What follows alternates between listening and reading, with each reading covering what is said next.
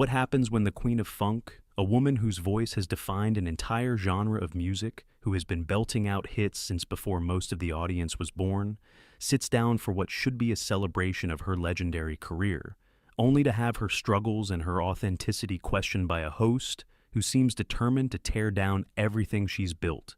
What you're about to witness is one of the most explosive confrontations ever captured on daytime television. The moment when Chaka Khan, the 10-time Grammy winner who gave us I'm Every Woman and Ain't Nobody, reminded the world that the fire in her voice comes from a fire in her soul that nobody can extinguish. The studio went dead silent. The audience held their breath. And Joy Behar discovered that some queens don't tolerate disrespect, especially not from someone who has never walked in their shoes. Before we dive into this incredible story, make sure to subscribe and drop your thoughts in the comments because, trust me, you're going to want to talk about this one.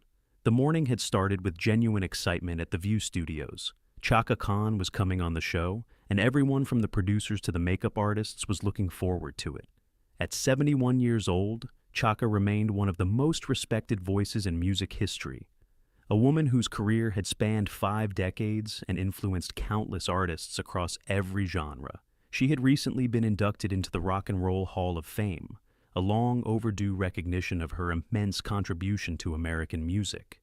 Chaka arrived at the studio with the regal bearing that had always been her trademark. Her signature wild hair was styled magnificently, and her presence seemed to fill every room she entered. She greeted the production staff warmly, taking time to compliment the young people working behind the scenes, remembering what it was like to be underestimated and overlooked. This was who Chaka Khan had always been, a woman who never forgot where she came from. In the green room, her team reviewed the standard talking points about her recent induction, her new music, her continued touring.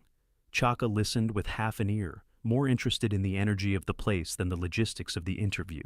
She had been doing this for 50 years. She knew how to handle a talk show. What nobody anticipated was that Joy Behar had arrived at the studio that morning with an agenda that had nothing to do with celebrating a legend. The studio lights were warm as Chaka took her seat at the famous table. She greeted each host with genuine warmth, her famous smile lighting up the space. The audience gave her a standing ovation that lasted nearly 2 minutes, and she accepted it with the gracious humility of someone who had learned that fame was a gift, not a right. Whoopi Goldberg opened the segment with obvious reverence.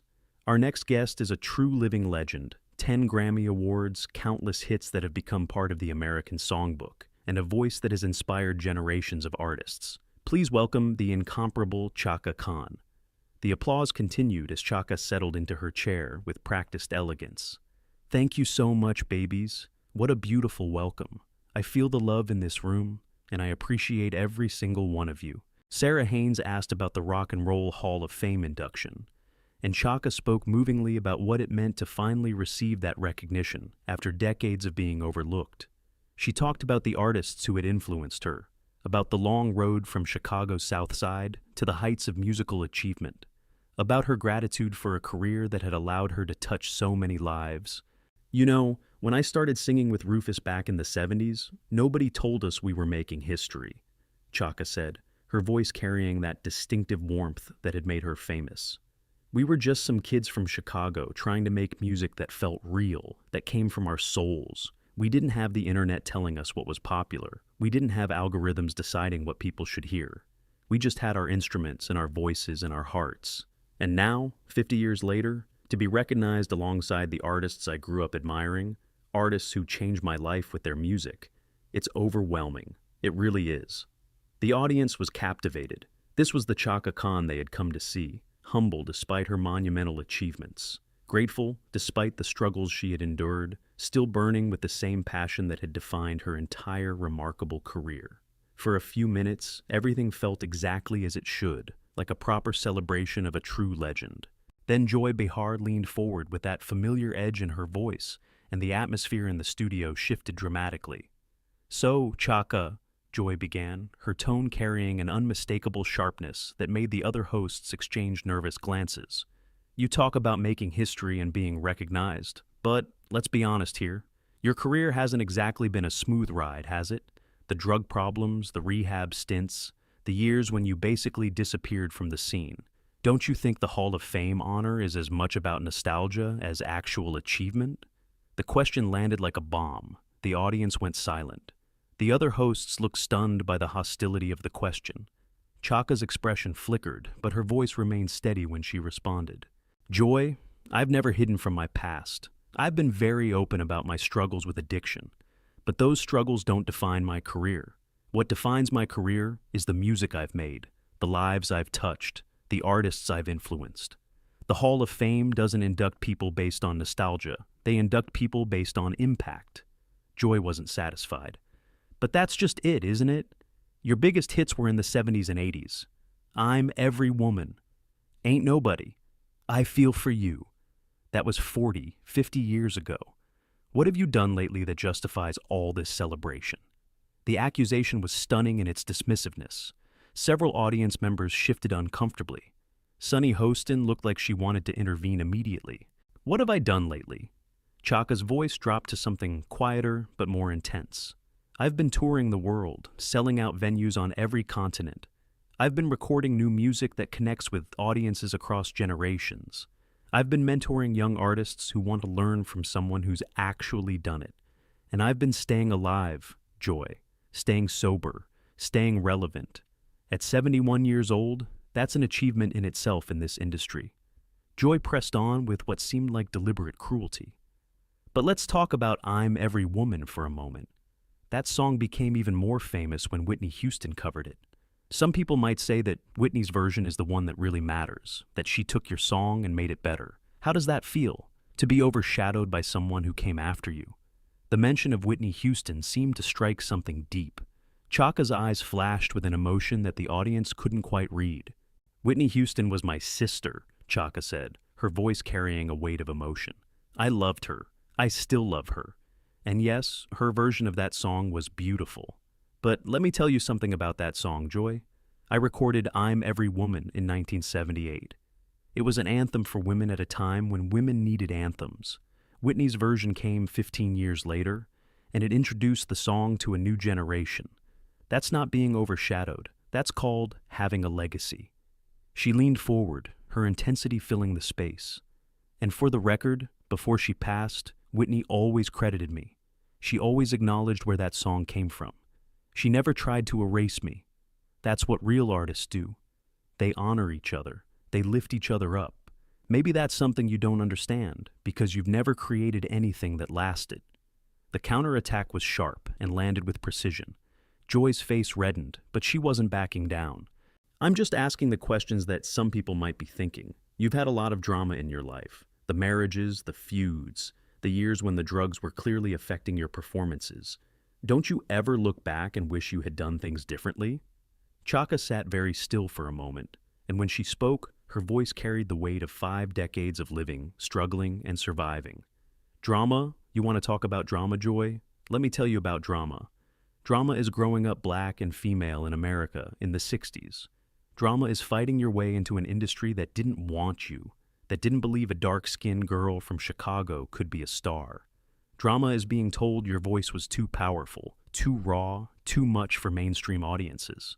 Her voice was rising now, but it wasn't anger. It was something deeper, something that had been refined through decades of experience. Drama is watching friends die from the same disease that was killing you, and finding the strength to get clean anyway. Drama is losing people you love, and still having to get on stage and sing about joy and love and survival. That's my drama, Joy. And I've lived every moment of it out loud, without apology, without hiding behind false images.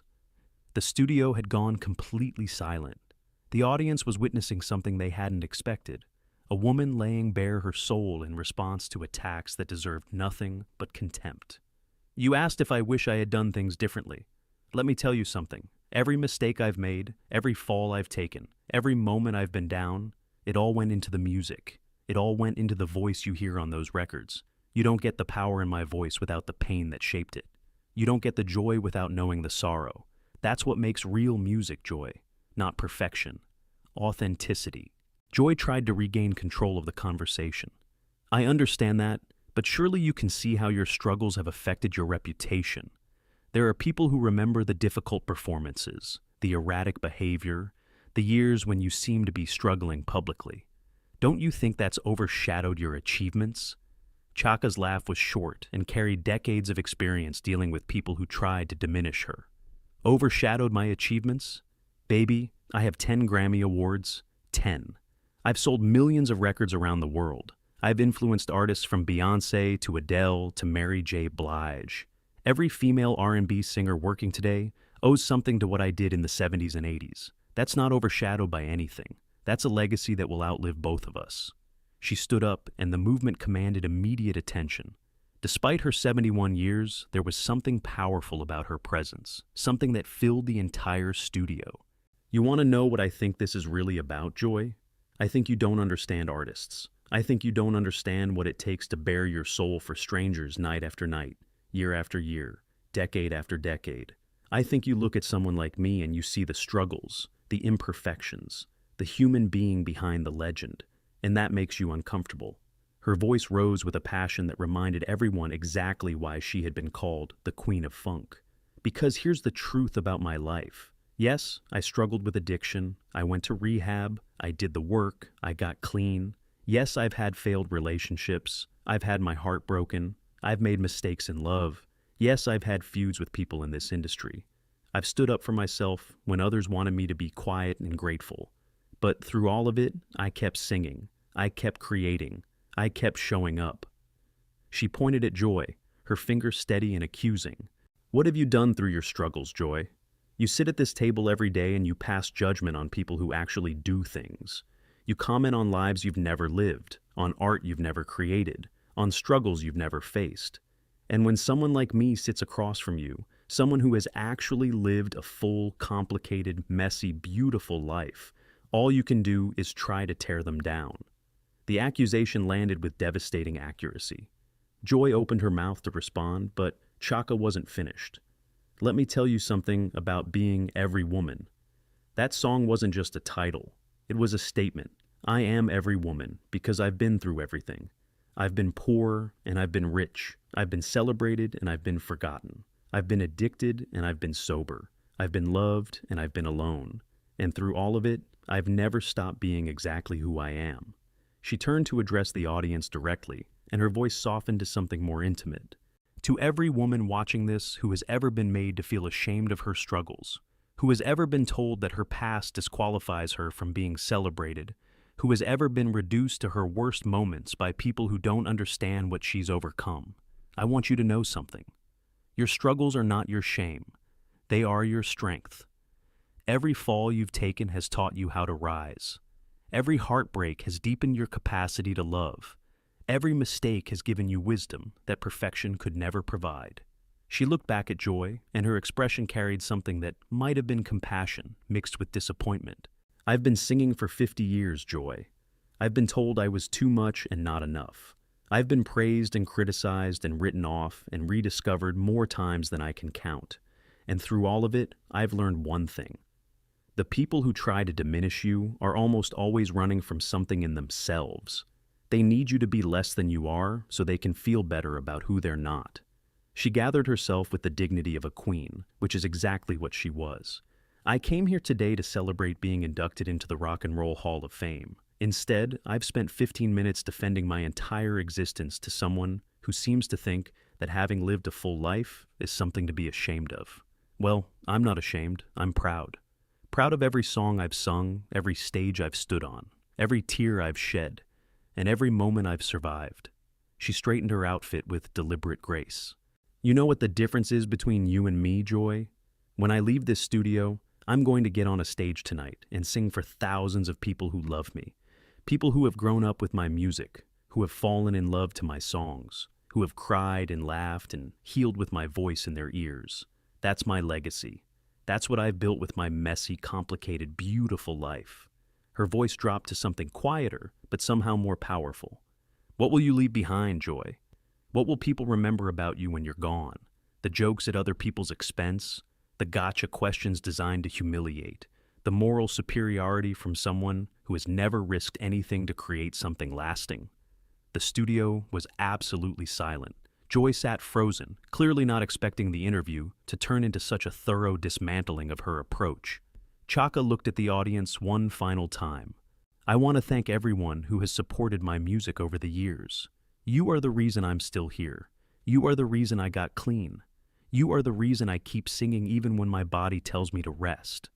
I do it for you, and I do it for the little girl from Chicago who dreamed of being heard. She made it, we made it, and no one can take that away." She turned and began to walk off the stage, then stopped and looked back at Joy. "One more thing. Through the Fire. That song was about surviving, about going through the worst life can throw at you, and coming out the other side still standing. I've been through the fire, Joy, many times, and I'm still here, still singing, still living out loud. Maybe someday you'll understand what that means. Maybe someday you'll have the courage to go through your own fire, instead of watching other people burn from the safety of your comfortable chair." With that, Chaka Khan walked off the stage with the same regal bearing that had defined her entire career. The audience erupted into applause that seemed to shake the building, rising to their feet in a standing ovation that was clearly directed at the woman who had just demonstrated what real grace under pressure looked like. The remaining hosts sat in various states of shock. Whoopi looked disappointed, but not surprised. Sarah was visibly emotional, and Joy Behar sat at the table looking smaller somehow than she had at the beginning of the interview, like someone who had just learned a very difficult lesson about the difference between controversy and cruelty. What had started as a promotional appearance had become something far more profound and significant. A woman who had been singing about strength and survival for 50 years had just demonstrated both in real time on live national television, and she had reminded everyone watching that a life fully lived, with all its struggles and triumphs and complications, was worth infinitely more than a life spent safely judging others from the sidelines. The aftermath of that interview would dominate entertainment news for weeks. Clips of Chaka's powerful defense of her life and career would be shared millions of times across every social media platform. Her music would see a massive spike in streaming numbers as a new generation discovered the woman behind the voice, the story behind the songs.